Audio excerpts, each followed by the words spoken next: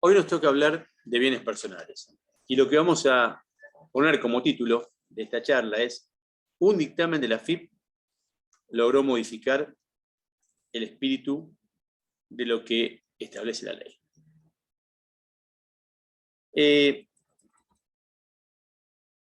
Bienes personales aporta el 2% de los recursos tributarios, pero convive con otros impuestos que gravan el patrimonio también. Por ejemplo, la patente de los automotores, impuestos inmobiliarios de los inmuebles, etc. Como una suerte de múltiple imposición, ¿cierto? Es un impuesto que cambió 5 o 6 veces en pocos años, 5 años, pero que se contradice con lo que aporta la recaudación tributaria, que es el 2%, digamos, ¿no? Hace perder mucho tiempo, confunde mucho, no da estabilidad fiscal, mientras que la recaudación sigue bajando o está en esos niveles, digamos. Esta vez, para poder aumentarlo, como decíamos al principio, se usó un criterio, digamos, que tiene que ver con modificar la forma de determinar la evaluación fiscal de los bienes situados en la Ciudad Autónoma de Buenos Aires, y también puede ser que se dé en otras jurisdicciones del país, pero lo más notorio es lo que sucede en la Ciudad Autónoma de Buenos Aires.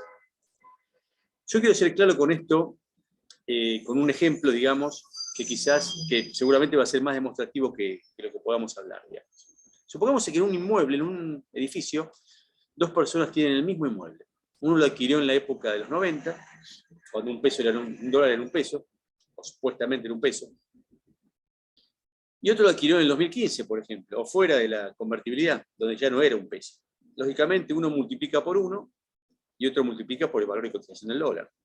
Esa es la forma de determinar el valor de incorporación al patrimonio de ese bien.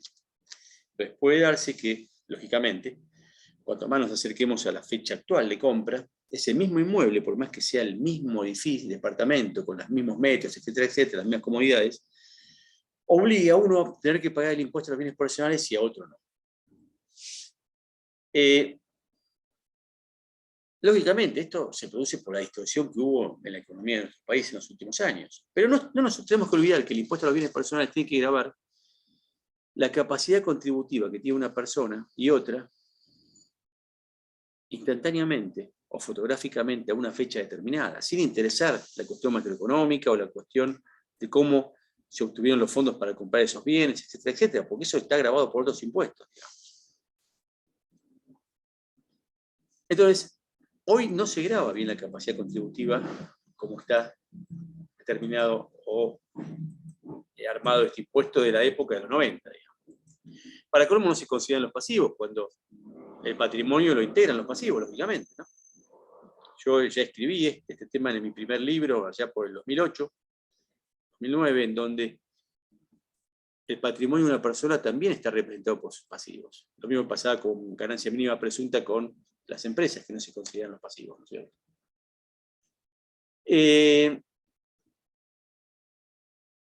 Entonces, la incoherencia en la evaluación fiscal produce esta distorsión, digamos, ¿no?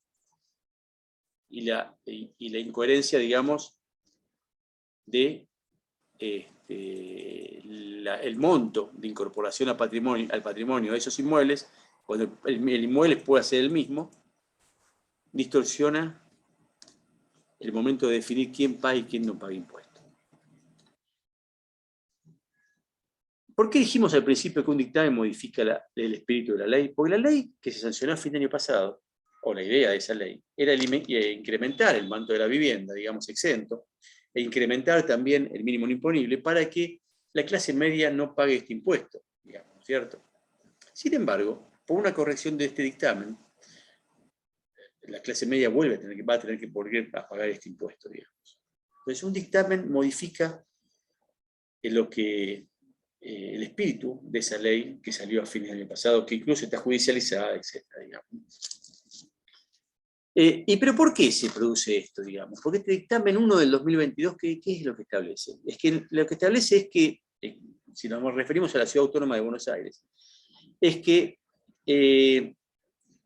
la evaluación fiscal que debe utilizarse para evaluar los inmuebles en la capital, en la ciudad, debe ser ajustado por 4, multiplicada por 4, por el llamado factor de corrección de la unidad de sustentabilidad contributiva, o sea, el valor multiplicado por 4.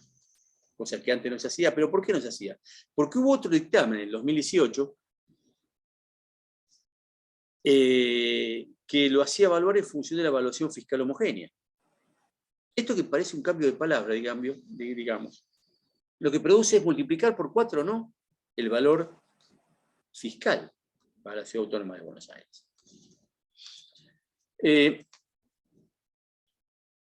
Esto, lógico, seguramente corrige esa distorsión que yo hablaba al principio, de que los dos paguen impuestos, esos dos vecinos que tienen el mismo inmueble, digamos, ¿no?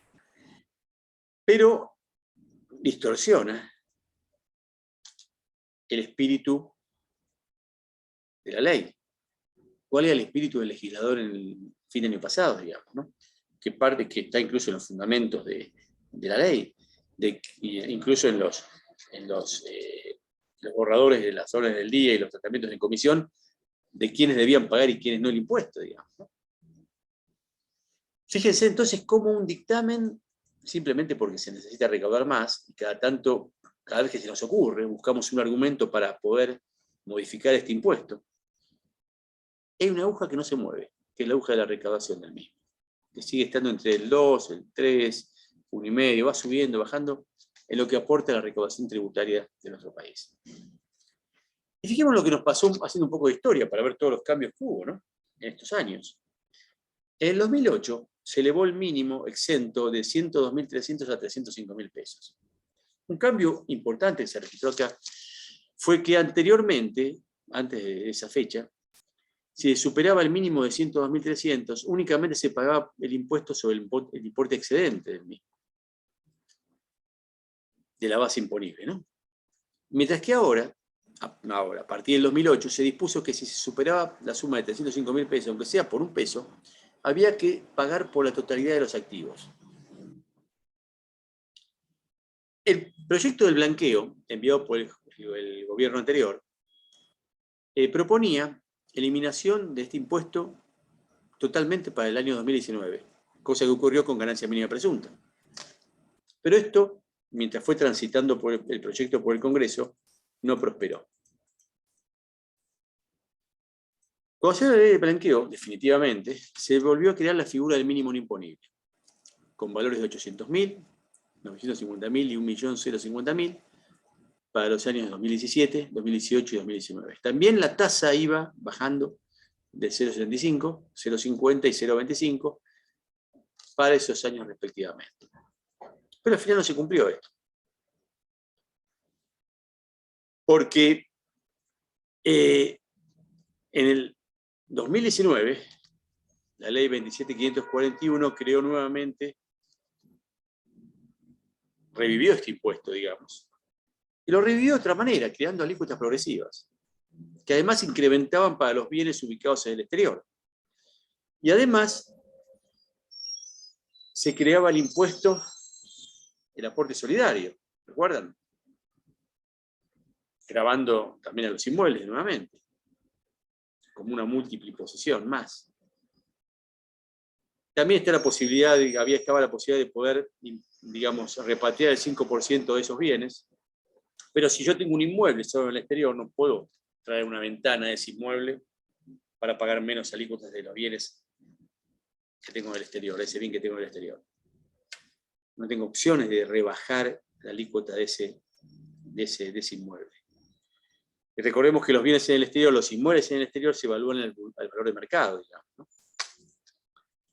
En el medio también estuvo el tema de los beneficios para aquellos cumplidores que estuvieron exentos del 2016 a 2018, para aquellos que no registraban deudas frente a la FIP, cuando salió el blanqueo, digamos. Y volviendo a la ley que modifica la reforma de este gobierno, la 27.541, se elevó el mínimo a 18 millones de pesos para vivienda, exento de vivienda, debiendo abonarse lo que superaba ese valor, y el mínimo no imponible se llevó a 2 millones de pesos. De paso, se comenta, digamos, que en el 2021 existió un proyecto que finalmente no prosperó, que pretendía gravar los depósitos a plazos fijos, que no estuvieran por 274 días durante el año, digamos, depositados, cosa que no prosperó. Fíjense la cantidad de modificaciones que hubo, ¿no? Y estuvo el aporte solidario, como dijimos, que grababa también a los inmuebles, volvía a grabar los inmuebles, digamos. Fin de año 2021, se modifica nuevamente este impuesto, se lleva de 2 millones a 6 millones de pesos el valor del mínimo no imponible, y la vivienda, el valor exento de vivienda, de 18 a 30 millones. Sin embargo, fondo por medio, y la necesidad siempre de estar rigiéndonos por el corto plazo,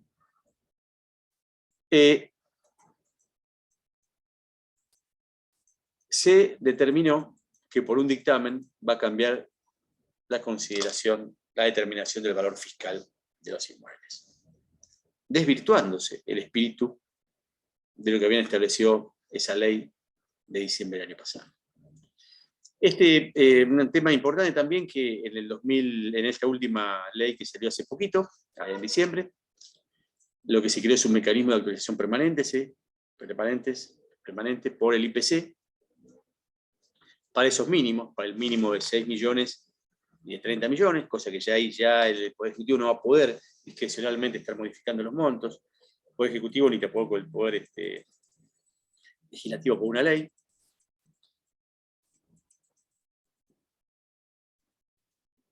En definitiva, ¿cómo quedó la evaluación ahora de los inmuebles, digamos? La evaluación de los inmuebles queda con el valor de incorporación a patrimonio en función del valor de compra, considerando lo que hablamos al principio, la fecha de escrituración, porque en función de eso, el valor del inmueble va a ser importante o no, para calificar para pagar bienes personales o no. Si se hizo antes de la convertibilidad, cuando rigió la convertibilidad o después. Recordemos que la actualización, hasta que empezó a trabajar la convertibilidad, se rige, digamos. Si es un inmueble muy viejo, hay que actualizarlo hasta esa fecha, hasta que empezó la convertibilidad. Si no, se toma el valor de escritura, se amortiza lógicamente, se descuenta el valor de los créditos hipotecarios destinados a la compra, al 31 de diciembre del año que estamos liquidando.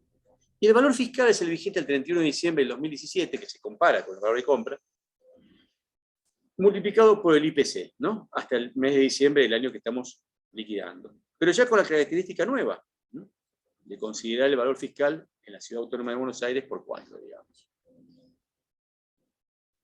Los inmuebles en el exterior se toman el valor de mercado, como dijimos,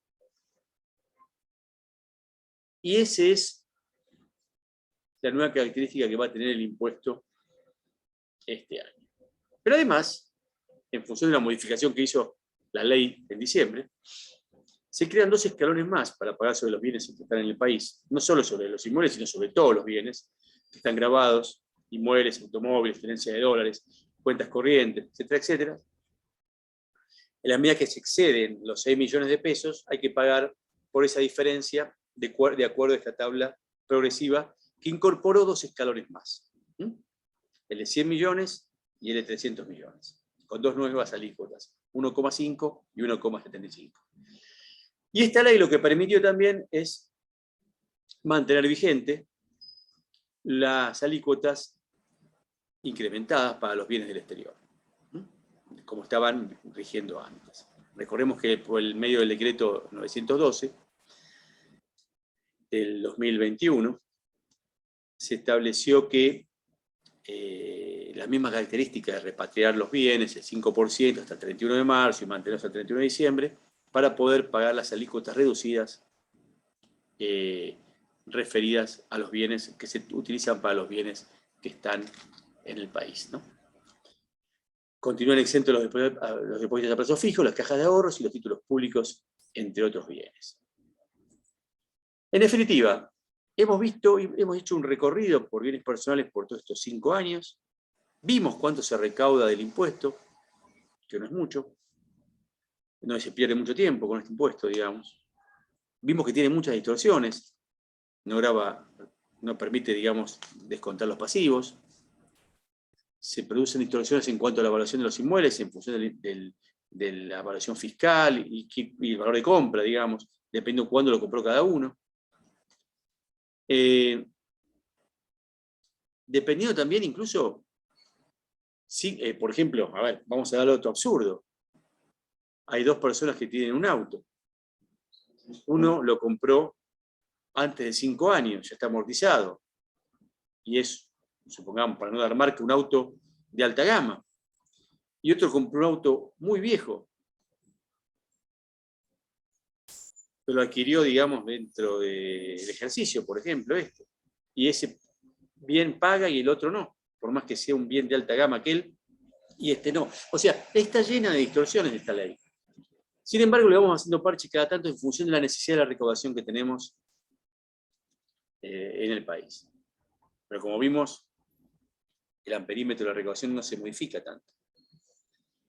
Bueno, nos volvemos a encontrar en otro momento para pensar sobre los impuestos.